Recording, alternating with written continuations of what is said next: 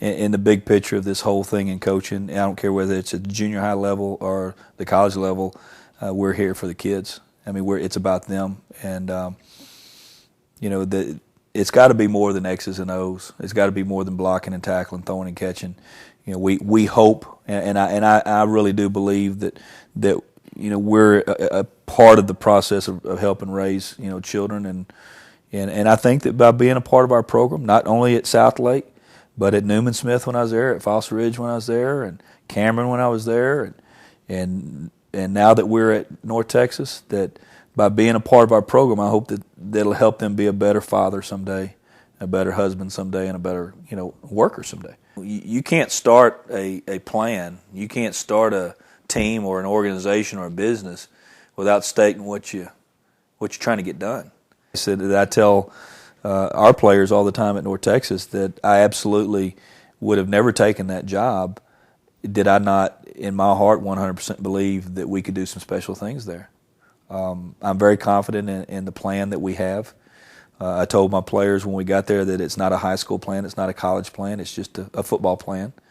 And if they'll take a leap of faith with me, we'll start to execute this plan. And we'll go through hard times together, and we'll go through some of the best times of their lives together. Dream the beautiful dream. The night before the game, don't let a negative thought come into your mind. You know all your assignments. Play the perfect game in your mind. You play quarterback at the Division I level, University of Texas, Ohio State, USC, Florida, any places like that. You learn how to be thick-skinned. And I know what it feels like to be booed by 80,000 and have a standing ovation by the same 80,000 in the same day.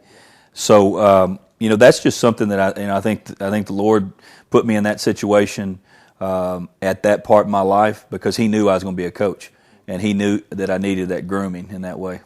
Well, I do have a tremendous amount of respect for Bob Ledbetter. He's one of my real mentors in coaching. That he saw in me as a guy that, obviously has been through some things in a pressure situation, and he better than anyone knew the type of pressure that there would be in coaching here at South Lake Carroll. An atmosphere, a game that the coaches, the players, the cheerleaders, the band, the student body, parents, fans will never forget. And I really believe, you can say what the numbers are, but I believe it was the most attended high school football game in the history of the state of Texas. I think that if they had counted them at the end of the third quarter, there was nearly 60,000 people in that stadium. So pretty incredible situation, and never been more proud of a group of kids for just showing guts and toughness. It seems like nowadays that people, and then I have to stop myself, it's not just nowadays, it's all time, that people have got that backwards. Sometimes athletes want to, off the field, they want to be big dog. They want to be the bully. They want to be someone who makes fun of other people. They want to be the person that's cool all the time. And they step on the field and suckers won't compete. Well, there's something wrong about that. Off the field, you ought to be the perfect gentleman, and on the field, you're the ultra competitor.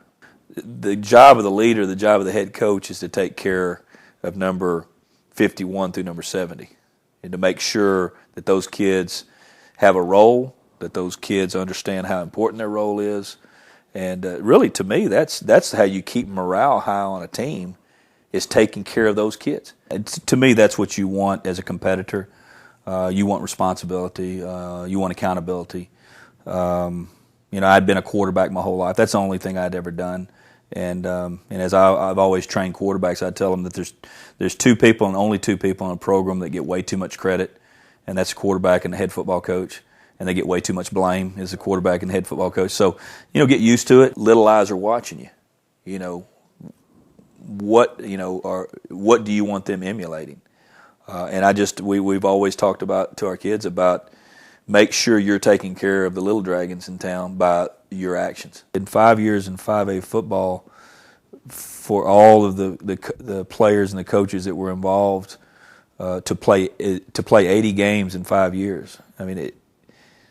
That's never been done before. I'll never forget. I've been a quarterback, coached quarterbacks my whole life, and in those situations, when it's at the end of a ball game, a young quarterback will either get one of two looks. He'll either get the deer in the headlight look, or he'll get the look.